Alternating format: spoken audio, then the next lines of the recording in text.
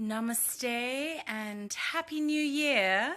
Some of you have already started celebrating New Year around the world. And I am in California right now, getting ready to begin my New Year's Eve celebrations. I just watched the sunset over the bay.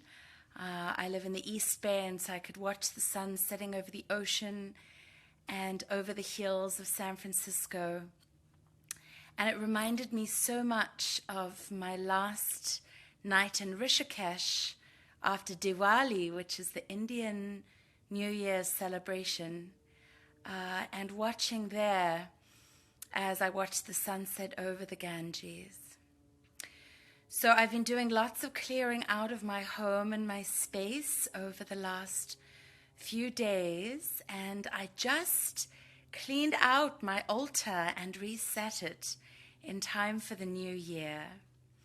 And I wanted to share some mantra, the Gayatri mantra, with you, which is a mantra for calling in the light and for the awakening of all beings that I chant every day. It was a practice given to me by my teacher Gina Salah, and also a practice held very dear by some of my first Bhakti yoga teachers, Devra Premal and Miten. And so I'm going to chant some Gayatri and then share this beautiful altar space with you. So the altar space, it's really powerful the way we can call in energy and call in specific activations by the setting of altars. And it also creates a focal point for our devotion. So it doesn't really matter, in some senses, what you put on the altar. You'll see I have some very conventional pieces, and then I have some very unconventional pieces. You'll have to stay and keep watching to explore those with me. So as I was gazing over the bay tonight, there was a beautiful crescent moon, a gorgeous crescent moon, just in time for the new year. And if you're interested in the astrology about what's happening with the new moon, please do go and look on my Facebook page. I posted it this week because I think the new moon was 11 p.m. on Monday night, I think. Hope I've got that right. Anyway, you can go and check it out. It's all there. So let's begin with at least one round of the Gayatri.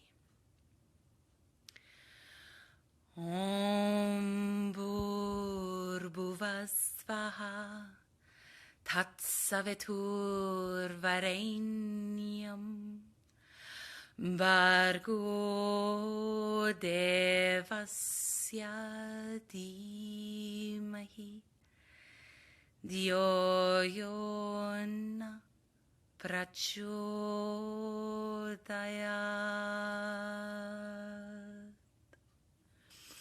Om Bhurбhuvah Svaha Tatsavitur Varenyam Bhargo Devasya Dhimahi Dhyo Yona Prachodayat. Om Bhurбhuvah Svaha Tatsavitur Varenyam Bhargo Devasya Dhimahi Dhyo Yona Prachodayat. Om Bhurбhuvah Svaha Tatsavitur Varenyam Bhargo Devasya Dhimahi Dhyo Yona prachodayat.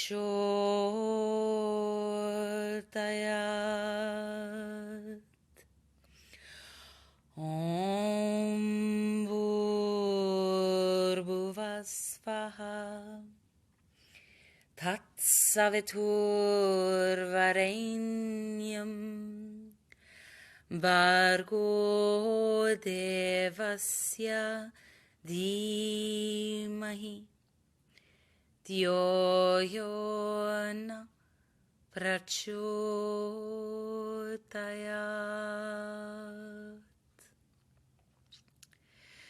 So I've given you a quick overview of my altar, and I want to go back now and go over each of the pieces that I've chosen here to share a more in-depth look with you about why I've chosen each piece. And I'm sharing this really in the hope that you will be inspired to perhaps create an altar of your own. Good evening, Shajish. Hello, Patricia. Patricia was in India with me. So lovely that you've tuned in. So I began this evening with so the cloth, actually, you can see the sparkly sequin cloth I bought at a festival called Bhakti Fest. And yes, Mitch, yes, your crystal is here. That's all the way from Boston, from my first Dakini tour in Boston. You can see I still treasure it so much, Mitchell. I'm so glad you tuned in. So the cloth itself is a beautiful piece created in a Saraswati temple in India. I bought it at Bhakti Fest. We'll come back to Bhakti Fest and what that is in a moment. And I'm burning some incense.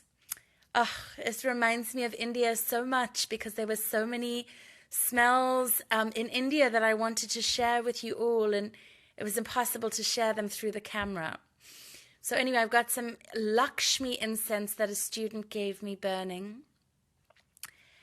And Patricia, it's so lovely to connect with you even through Facebook Live. I was thinking so much of Rishikesh tonight. And then the mala, and for those of you who don't know what a mala is, I'm going to point to it. This is a mala. It's actually a Rudraksha mala. And the Rudraksha, I don't know how much you can see here, the Rudraksha beads, no, it's kind of hard on this camera to show you. This mala is from Amma. Amma is the hugging saint. Many of you will know her. She goes around the world offering hugs as her way of sharing love with the world. And I bought that. That was the first mala I ever owned. And I have it here as a reminder. I think it was the first time I went and got darshan with her. And I wasn't very good about doing my japa practice, which is like the repetition on the mala. But I kept it anyway. And here you can see my beautiful and beloved teachers, Deva Pramal and Miten. I would probably consider them my first Bhakti Yoga teachers. They are Osho devotees. And it was really when I studied with them in Costa Rica that I really dropped in and believed that I could share my gifts with the world. I sat with Miten and heard his stories of doubting how he would offer anything to Deva in the early days of their relationship, and how Osho came to him in dreams and just encouraged him to trust that everything would work out. And as I watched them living their bliss and living their dream, I believed that I could do it. And I came back from Costa Rica and launched my Tantra business. And I love this. This is a quote. It was actually a card gifted to me by my therapist. And it's a Joseph Campbell quote. It's one of the mantras of my life that says, "Follow your bliss, and the universe will open doors where there were only walls." And that's been so true for me as I've just followed this place of yes and allowed my life to unfold. So that's a very important piece. You'll see it's, for those of you that follow me on Facebook, it's actually the wallpaper on my personal Facebook page. So I referenced Bhakti Fest earlier, and Bhakti Fest is really where I first started finding my Bhakti community. This is the fire from the Bhakti Fest fire, where they do the puja to open the festival. And my first year, I think, was 2003. Is that right? Maybe it was 2013. I think it was actually 2012. But that's some ash from the fire, which is really quite spectacular. The dried rose you see here is from the very first session that I received in my Tantra teacher training. The first Tantra session I received from my teacher was a very powerful session. And the 2 business cards here is because I used to use those in sessions. I used to, when I received sessions, and have them blessed with the Amrita. So glad you're tuning in, Scott. And then in the little package, in this gorgeous little package, I've actually got the mantra that I took from Amma. I didn't really know at the time what it meant to take mantra from a guru. And I actually don't really consider Amma my guru. But I recently revisited this mantra, and it was perfect for me. The mantra between guru and disciple is actually something just between you and them, so you don't share it with others. I'm so delighted, Mitch, that you still have the rose on your altar. That makes me so happy. Hi, Iris. Thank you for tuning in.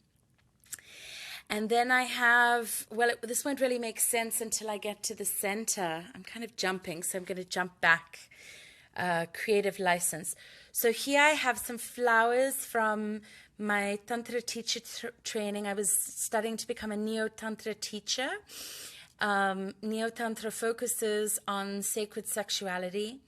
And the rose petals in this bowl I've kept from very significant Tantra sessions that I have either given or received, mostly given. And I save their energy through saving 1 petal. I use rose petals in all of my sessions. And then moving over here, Sabrina, I don't know if you're going to be tuning in, but this is a very precious piece.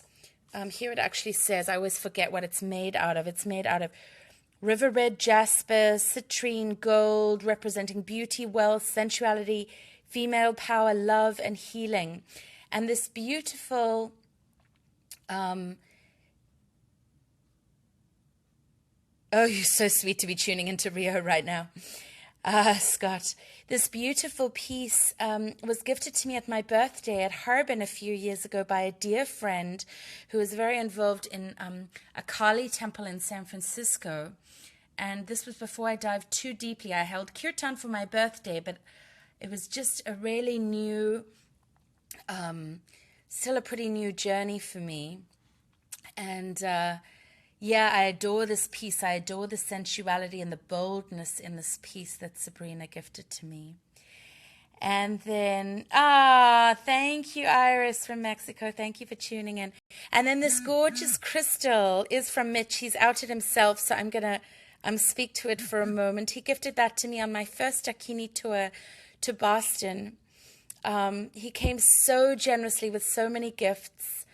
And it's such a blessing. I never expect gifts as a Dakini, but it's always so lovely when students do that. And this, you're sending love. I've treasured it always.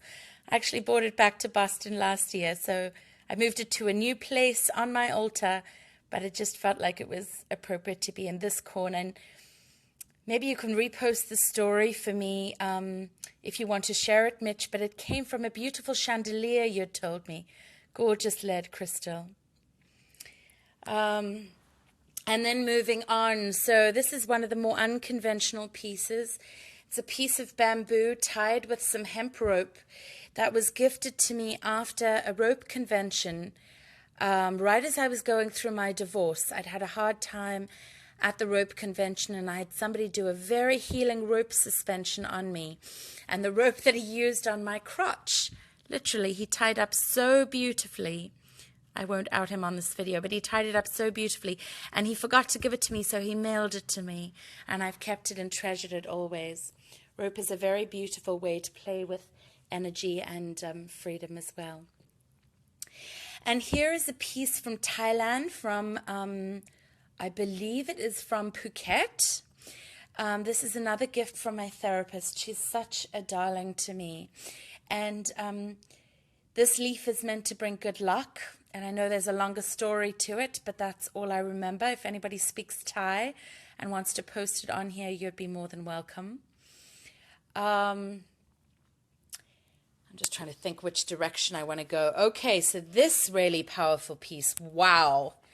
So when I was in Varanasi in India, I actually almost by accident ended up at a temple called Kashi Vishwanath, which is a Shiva temple, and it has literally these Jyotir lingams, these like lingams with like divine light and energy with the full power of Shiva in the temple. And it was quite a challenge to get there. I was one of the only Westerners there, and they kept like shouting at me to go to different entrances, and I landed up in tears a bunch of times, and I nearly gave up. But this was part of the prasadam, the blessing that I took to the temple, and they actually blessed it for me. It's got, it's got Shiva on it. I want to get this right. It's got Shiva and probably Parvati. I don't want to get all the names wrong. But anyway, and then it's got like little dried fruit and salt and I think some raisins and nuts. But I didn't want to eat it. I wanted to keep it because it was blessed. Literally a pujari kind of got hold of me. It was very overwhelming when I got in the temple. And this pujari took me around to all the lingams, and I hadn't come very well prepared. So I just had 100 rupee notes on me, and I spent so much money at this temple handing them out to every pujari at every lingam. But it was a great blessing to get to be in this very, very powerful temple. So I kept that as my souvenir. And then this beautiful lotus candle was one of my favorite gifts this Christmas. I had a pretty remarkable Christmas this year. A lot of what I do in my life is quite unconventional, and we ended up spending Christmas this year with my son and my ex-husband and his first wife. I'm the second wife, and then his new girlfriend. And she gifted me this candle, and I really treasure it because the lotus is a very powerful symbol in my life. I actually skipped over something that I'm not sure if you can see, but there's a little bracelet over here that's got the Tibetan Buddhist mantra that was the first mantra I learned, which is Om Mane Padme Hum, which means the jewel is in the lotus, which is the name of my business. So the lotus has a very powerful impact, not only on me, but specifically on my world.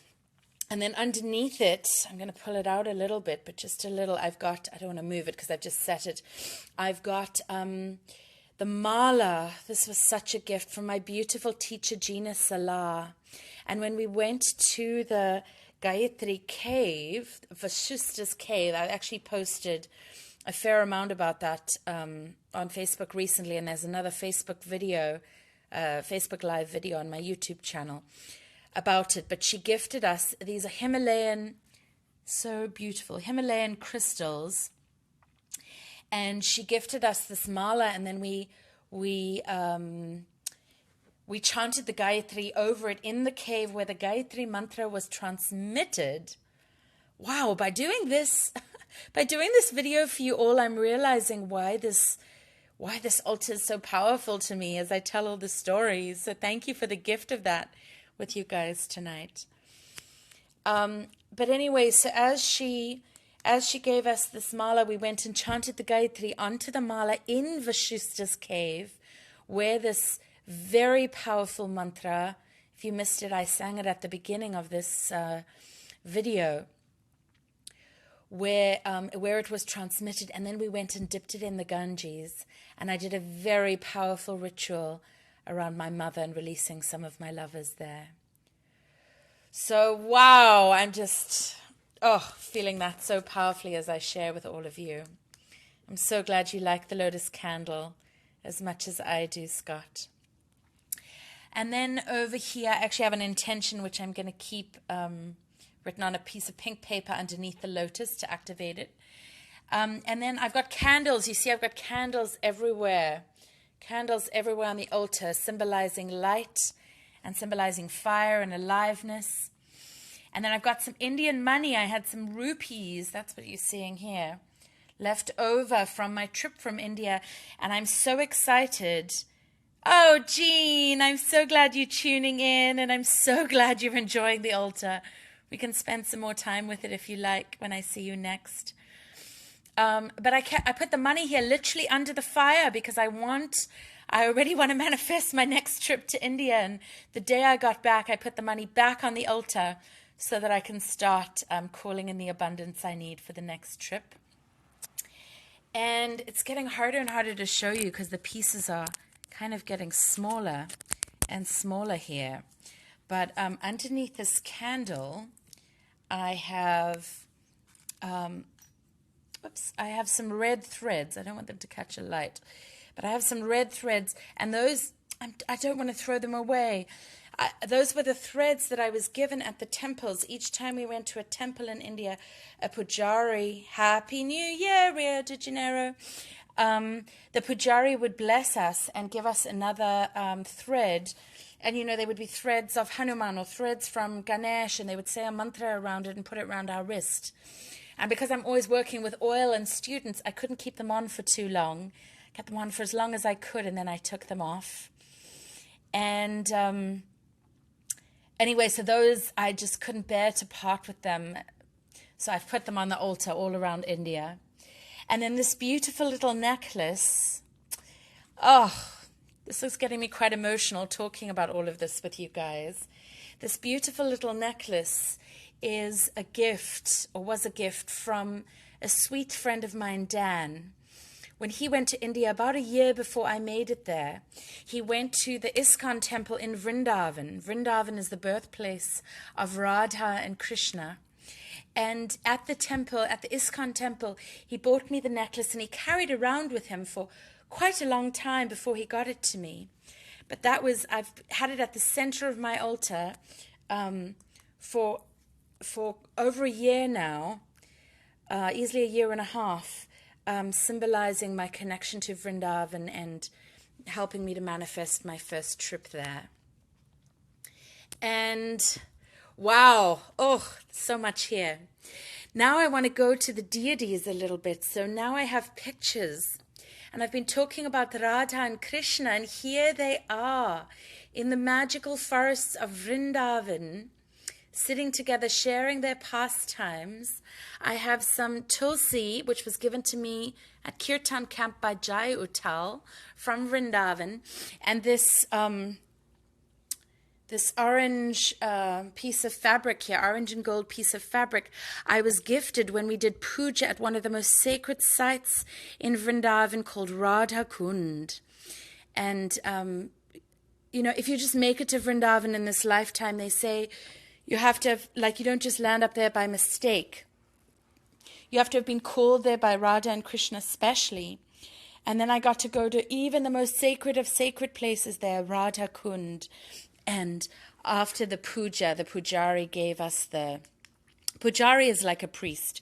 He gave us that orange and gold thread. And I'm desperately trying to keep charge enough here so that this video keeps going. Anyway, and over here, I don't even understand because I don't read Devanagari. And for those of you who are wondering why there's a swastika, that symbol actually means just a blessing in India. Svastir means to bless. And we were given this as Mungar Raj Mandir, which is the ashram that we stayed at when we first arrived. It was like our welcome gift. It was so, so lovely. So I have that hanging at the middle. And then attending to Radha and Krishna are the gopis. And if any of you come to my pujas, you see I often wear gopi skirts. And I'm sorry, I actually don't know the names. I need to do more study of these particular gopis, but they're attending to Radha and Krishna and look after them so that they can keep enjoying their pastimes and just focus on the love they have for each other. So moving down, wow, this stone, this deep stone here, is from the Ganga, from my time at the Gayatri cave. And again, so powerful that time. And because I did such powerful ritual there, I really wanted a stone. So I brought that stone back from India with me. And here I actually have some soil, again, from the Ganges. And here I have some soil from Vrindavan that I actually brought back from a friend of mine who I haven't seen. The soil from the Ganges was in Rishikesh, and this was from Vrindavan, from right outside the Mungaraj ashram. And then again, wow, so much here. Again, I have this beautiful golden bracelet that I bought at the Amma ashram, and it had actually been sitting on the Kali statue in Amritapuri in India, in southern India. I think that's in Kerala. I hope I have that correctly. Anyway, it was sitting on the Kali Murti. That's the Kali statue that's literally believed to be Kali herself. And I leave it on my altar to charge the altar up, but I sometimes wear it, especially when I offer puja. So coming down here, another more unconventional item. So I have a stone dildo, and it's a Norwegian, I'm trying to remember the name, it's some kind of Norwegian stone. And hi Lorenzo. Anyway, I got this piece because I was really struggling to ground, and a friend of mine said, why don't you actually self-pleasure with a stone dildo? And I had never thought of that before, and it was incredibly grounding. So in my own way, I now have a stone lingam next to the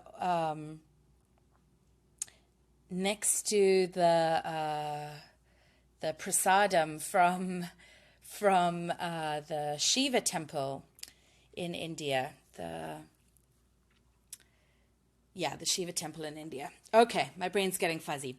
And I have some beautiful orchids here because it's always lovely to have fresh flowers to the goddesses. And I have a rose. I often have roses, normally a whole bunch of roses on my altar, but I'm always giving them away to my students. So, it's a single rose this evening. And then I have some stones here, and again, I'm forgetting because some of these pieces I keep for so long, and they are all for balance. These particular crystals are all about balance, and I'm a bit of an intensity junkie, so I'm always looking for balance in my life. And so I have 3 of them on my altar. And then this stone is actually from a river in Oregon, in southern Oregon, where I did a very powerful week-long sex magic ritual with one of my soulmates from Montreal. So I still keep that on my altar because I learned so much during that ritual. Very powerful time. And many of you may not know this, but Caroline is actually my spiritual name. It means little song of joy. And so I keep this here just to anchor in the energy of my name. Here I have my coins. I don't have my I Ching on my altar anymore, but for a while I was throwing the I Ching that my friend Adam Bauer had got me into, and these are the coins that he gifted me when he did a reading for me. And again, another blessing from my therapist in Thailand. I can't unfortunately tell you what it means, but I know it has her prayers on it. And then these 3 leaves are actually from a river in Northern California that I sat at on President's Day weekend. And I experienced incredible silence and loving of being in the stillness, and I wanted the leaves as a reminder of that. My beautiful Bhakti and Asana teacher, Nubia Tessiera, I hope I said that correctly. I have her here. She also practices and teaches Odissi dancing. You see her applying her makeup here. And then more Tulsi. I have Tulsi around my neck too from my teacher Gina Salah. But these Tulsi beads are a gift again from a workshop series I did with Nubia. There's beautiful Nubia. If she watches this, she'll probably be shocked to see she's on my altar. I'm sorry you're not in a frame, Nubia. I don't have everything framed. And I have a picture of my greatest guru in the world, my beautiful son Connor, and I love this rainbow that he created for me many years ago.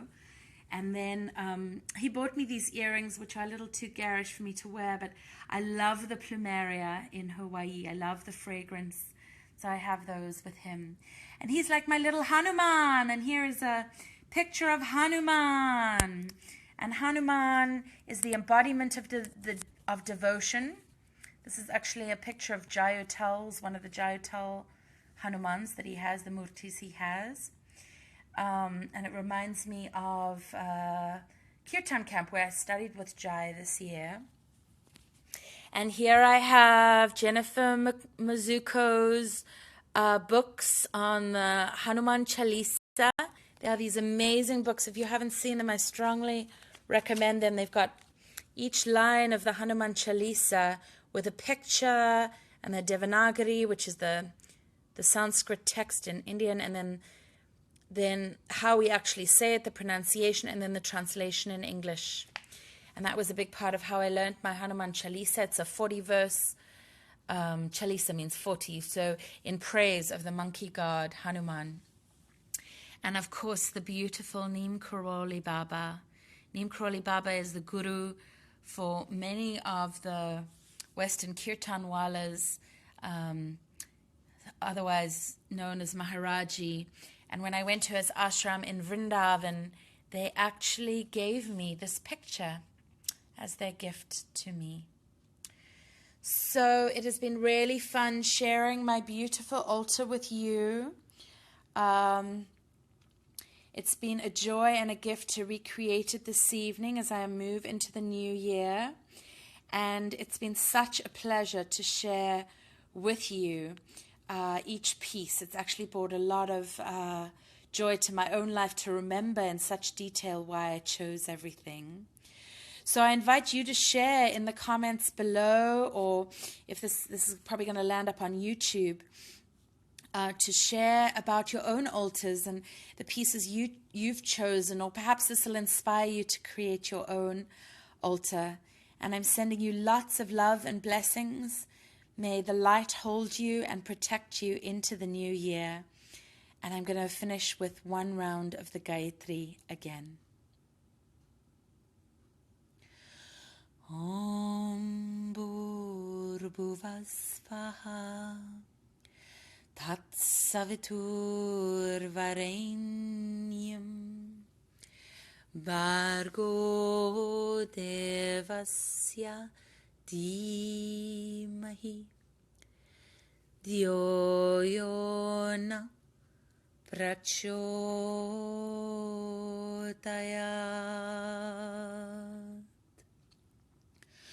Om Bhurбhuvasvaha Tatsavitur Varenyam Bhargo Devasya Dhimahi Dhyo Yona Prachodayat.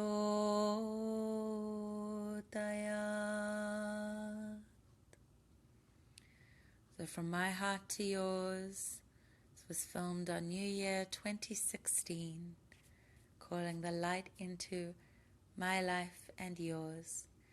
May the blessings of light, of love and Lakshmi shine down upon you. And may the sweet nectar of the love of Radha and Krishna always adorn your hearts. Namaste.